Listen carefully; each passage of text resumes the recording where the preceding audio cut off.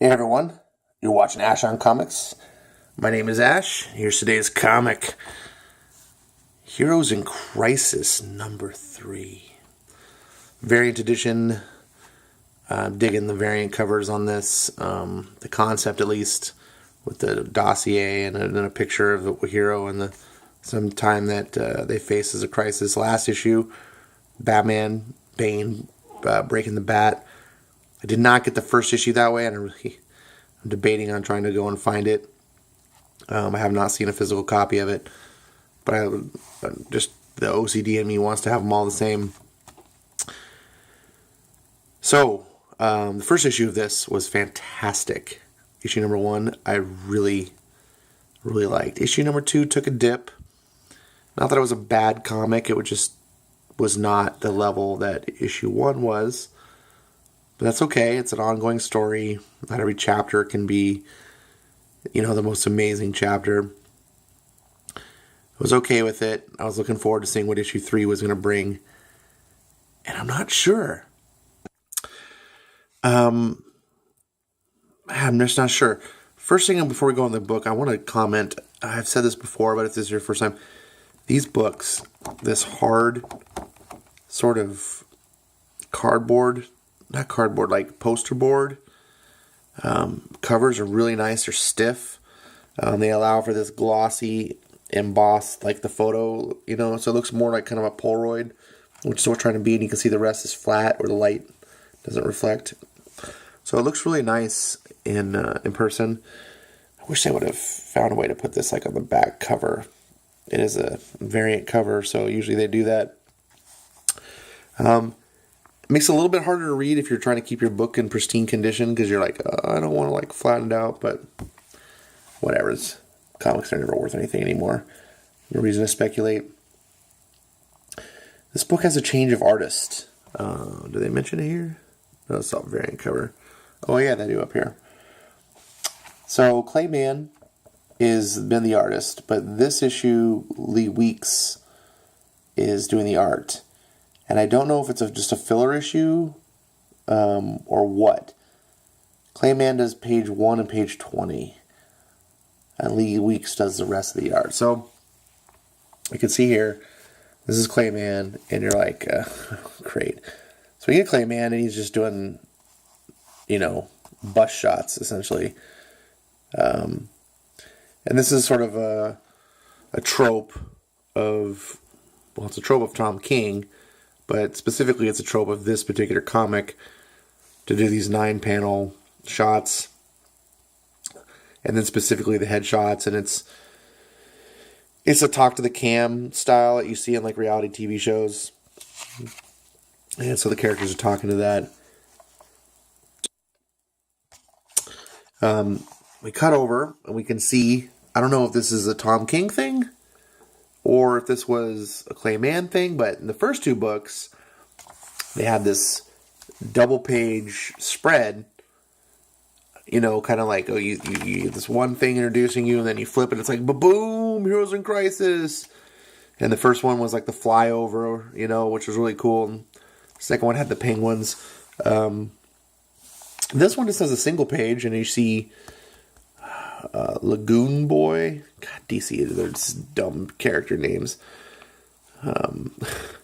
Getting shot, and you're like, whoa, this is really cool. And then I come over here, and I'm like, wow, Lee Weeks. Like, I was really bummed that Clay Mann wasn't doing the art on here, but holy crap, do you step up? I love the composition of this shot. The coloring brings the light, just sets, that atmosphere. The shadow of the ceiling lamp as Flash is laying on his bed. Now, obviously, spoiler alert, if you've been following, Flash died in issue 1, so this is obviously kind of a flashback. And he's got this golden mask. And you're like, what the hell is going on? He's like, he's talking, it's just a mask, it's still just me, it's still just Daddy. And you're like, what? And then it cuts over, and you see the Kents, and I believe that's supposed to be Lana Lang. And they're like, welcome to Sanctuary. So it looks like these are sort of robot android hosts that Superman or Batman created, but in the likeness of the Kents and Lana for whatever purpose, because it's the old Kent farm is the what they're using for this place. And we see Booster Gold is showing up, and he's like, thanks. Great to be here. Gonna be a good time. Awesome. Won't you come inside? We've prepared everything for you. And so far, I'm like, oh, okay. Well, I mean, if we can't have Clay Mann, who is freaking amazing, Lee Weeks is no slouch. He's bringing his A game here, and I'm like, okay, all right. We get some storyline of Lagoon Boy getting shot with lasers.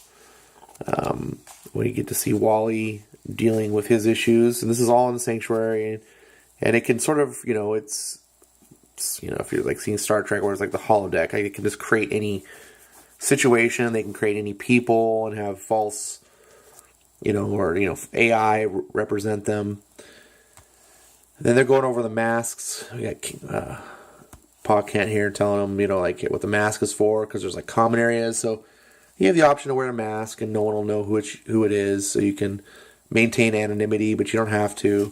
So they're giving them all this explanation of that and how the place works, which is kind of cool for the reader to like understand better. You're like, oh, how does this place tick? And this is all Booster Gold, by the way. And then he's like, okay, great, da da da. And then he's like, puts his head in his hand. So something's very much troubling Booster, and we don't know what it is yet.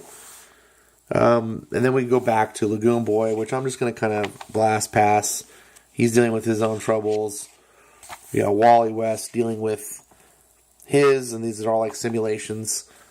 And then we go back to Booster Gold, who's kind of more of the main part of the story, and there's this long part of dialogue that he's having with the computer.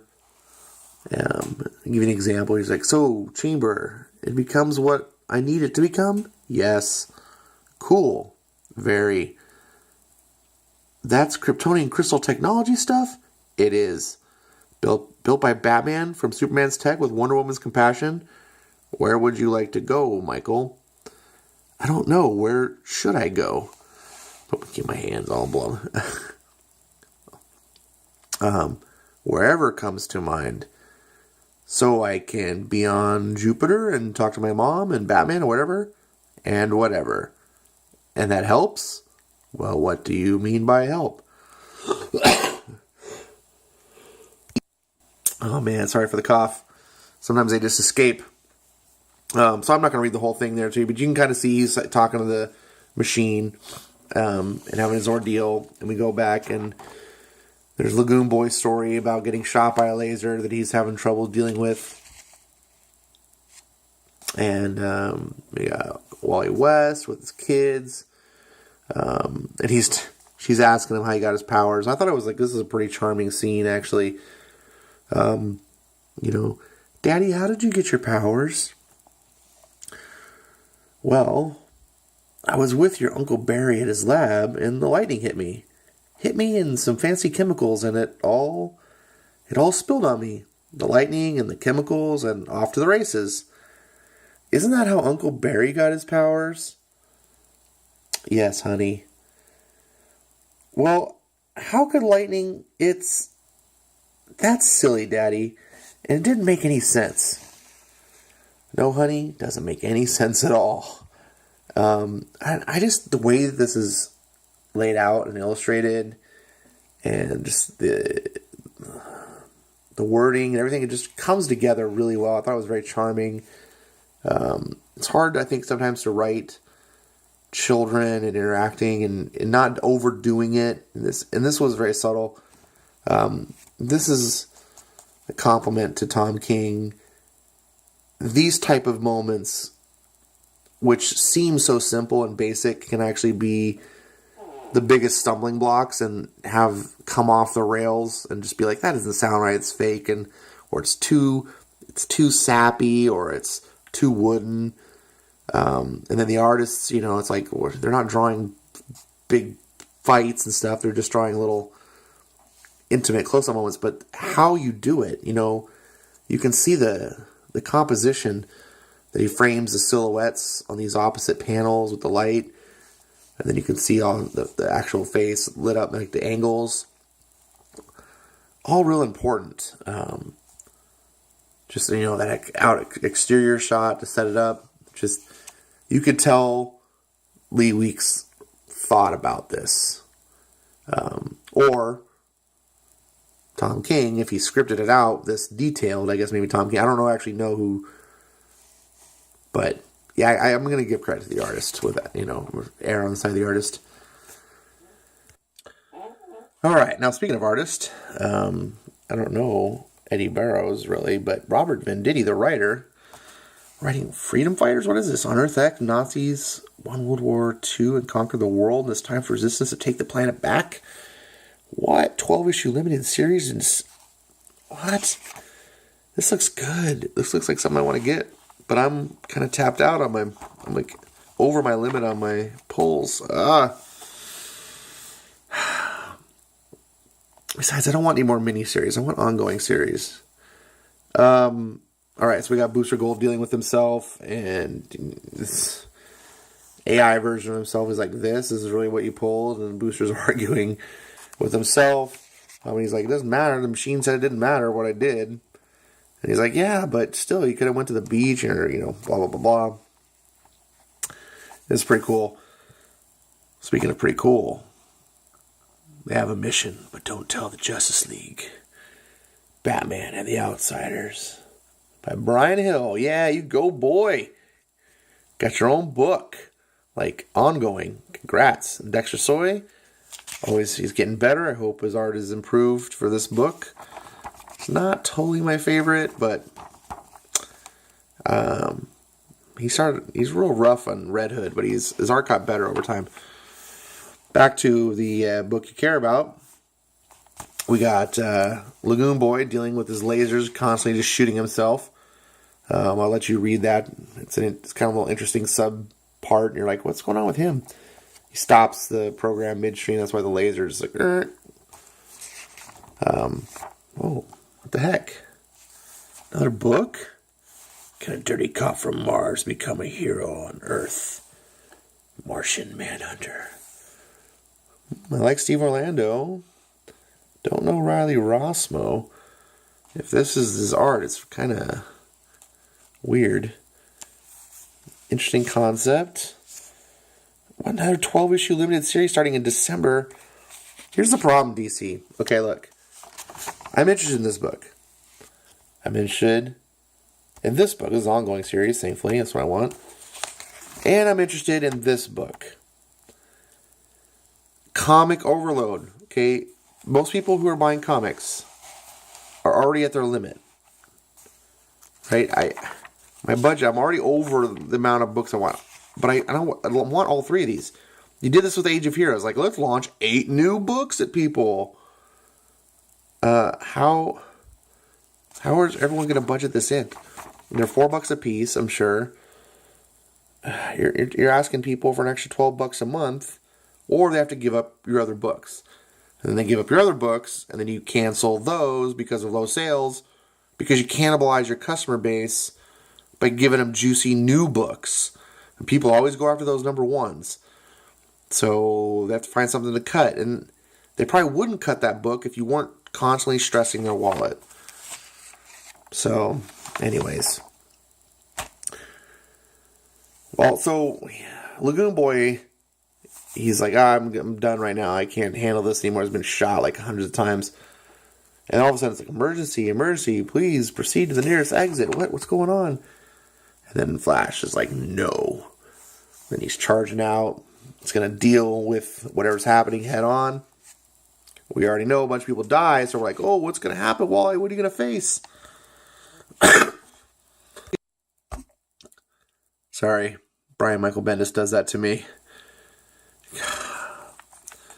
Maybe this is the culprit. Maybe he is the guy who kills everyone. Wouldn't that be a freaking twist? All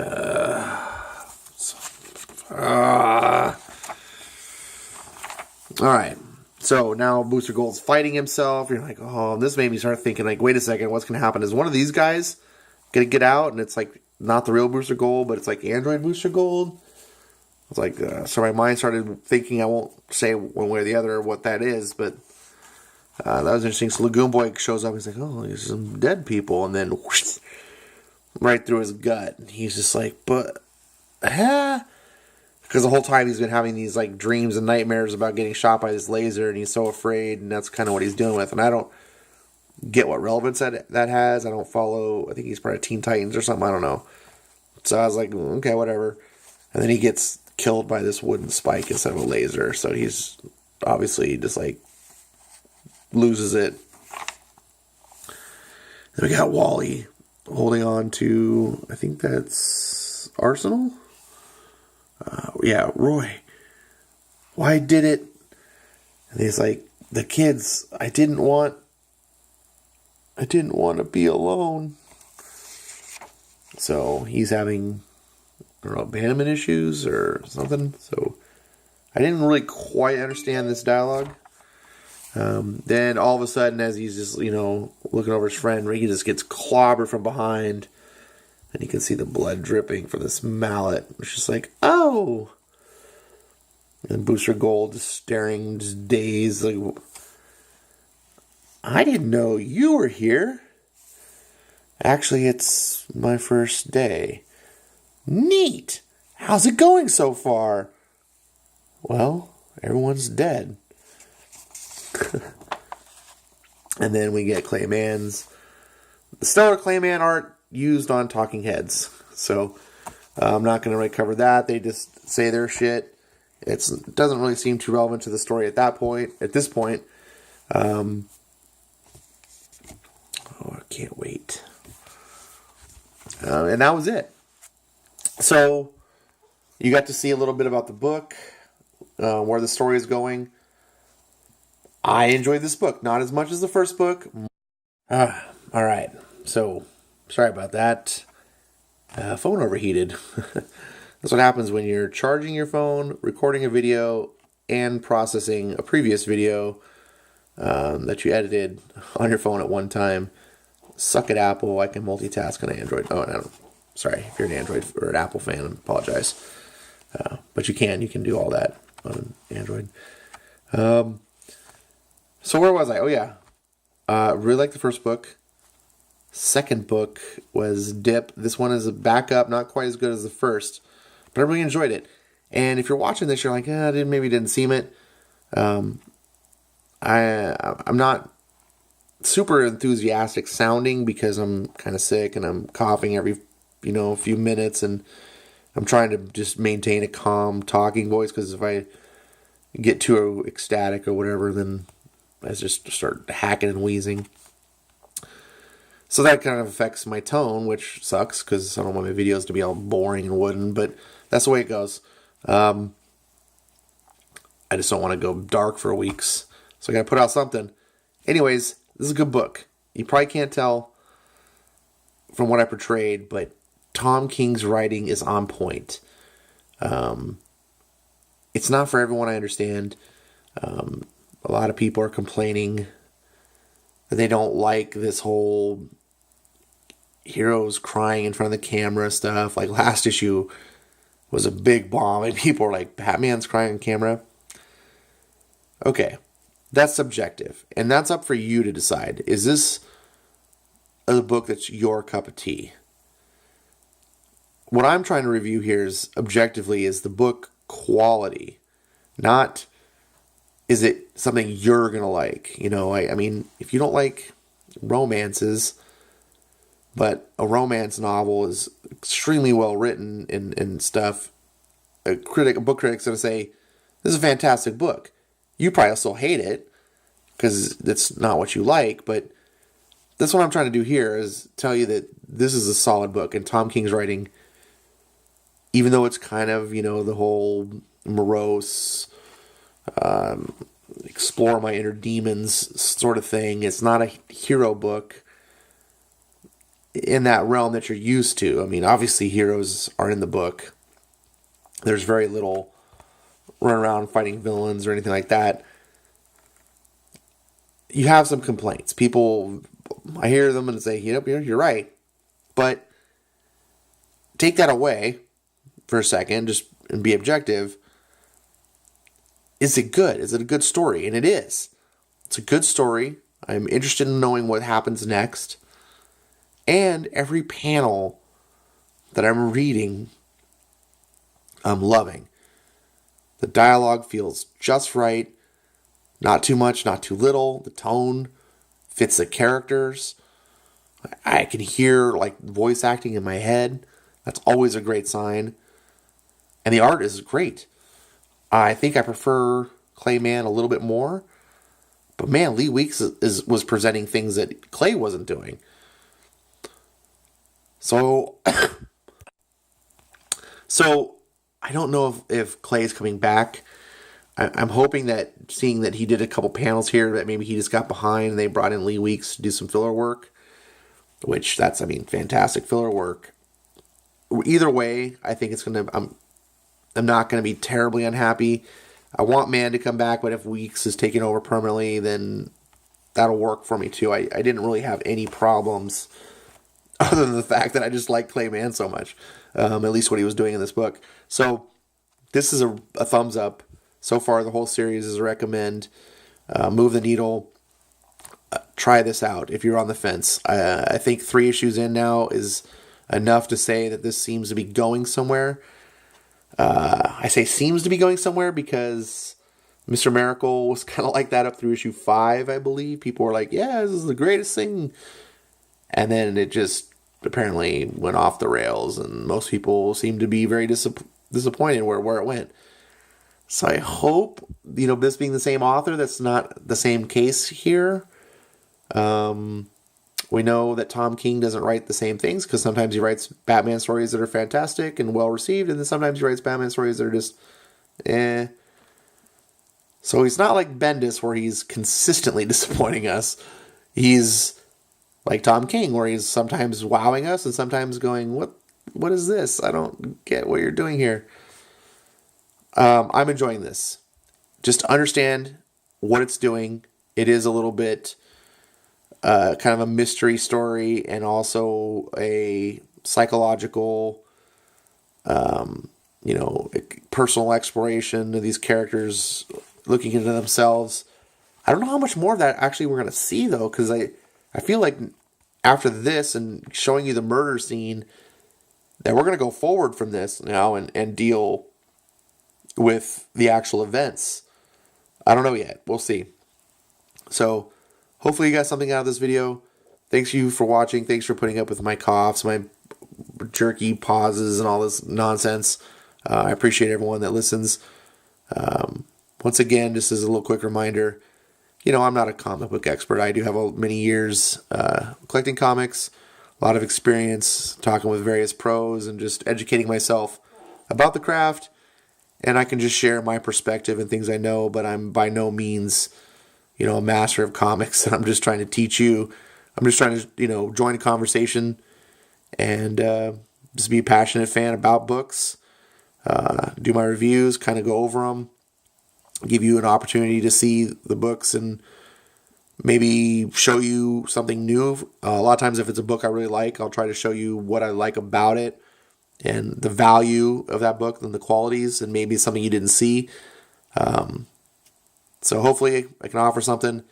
If I don't, or if I miss something, by all means, post something wherever in the text parts and tell me what you're thinking.